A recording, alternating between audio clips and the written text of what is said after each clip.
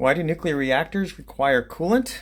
It comes down to just the basic physics of a power generating station.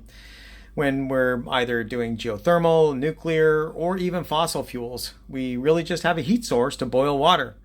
That boiled water creates steam. That steam then goes through a turbine. That turbine spins, turns a dynamo, makes electricity. After that steam goes through the turbine, it loses a lot of its energy because it expanded. And when it expanded, it cooled down. It basically became really wet steam, effectively. And that wet steam, it needs to be turned back into water so that it can go back into the heat source where it will be boiled and turned back into steam again.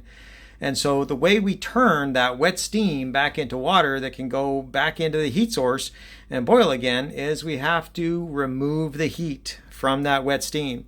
Removing that heat requires coolant. So we've got to pull the remaining heat out of that wet steam to make it liquid under the pressures for the system that is designed for. Once we've made it liquid again, then it can go back in and boil. So that's the inefficiency of the modern steam cycle that we've been using since the days of Joule. And that simply requires that you have a coolant system there to remove the heat. We call it a condenser. You need some place to dump that heat from the condenser that turns that water back into liquid water.